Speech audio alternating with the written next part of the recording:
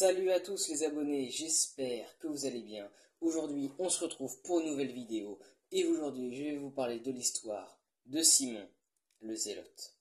Alors, tout d'abord, qui était Simon le Zélote? Simon le Zélote est l'un des 12 disciples choisis par Jésus. Dans la liste des apôtres, il est nommé plusieurs fois, mais la Bible donne peu de détails sur lui, ce qui a alimenté beaucoup de questions et de légendes. Il est parfois appelé Simon le Cananéen dans certains évangiles, mais cela ne renvoie pas à un lieu, plutôt à son appartenance à un mouvement, les Zélotes. Le titre Zélote, que signifie-t-il? Le mot zélote vient du grec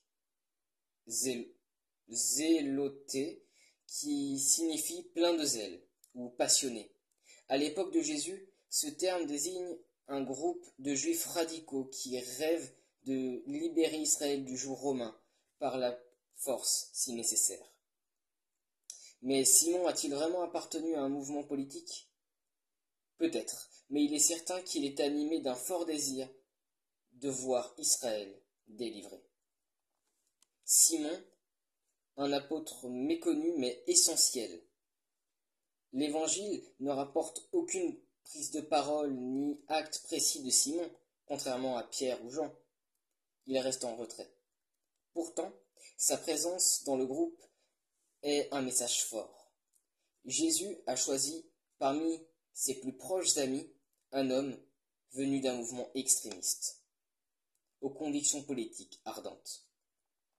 Par amour, Simon a renoncé à la violence pour marcher aux côtés du Christ, même avec Matthieu, le publicain, ancien collaborateur des Romains,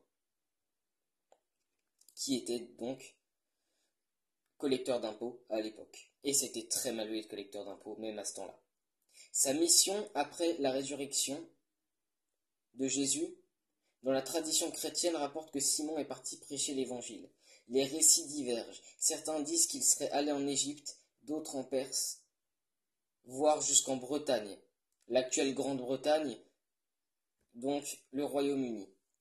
Tous s'accordent à dire qu'il a donné sa vie pour sa foi, devenant martyr pour annoncer le Christ. Son héritage et sa signification. Simon le Zélote incarne la puissance de transformation de Jésus. Changer un zélote en apôtre de paix, un homme de révolution en porteur de l'amour. Il est fêté le 28 octobre dans la tradition occidentale, souvent associé à Jude. Car Dieu n'a pas choisi ce qui est grand selon le monde, mais ce qui est faible. C'est ce que nous pouvons lire dans 1 Corinthiens, chapitre 1, au verset 27. Merci à tous d'avoir regardé cette vidéo jusqu'au bout. J'espère qu'elle vous a plu. N'hésitez pas à vous abonner. Les vidéos sur les autres disciples arrivent bientôt. D'ici là, portez-vous bien. Bye bye.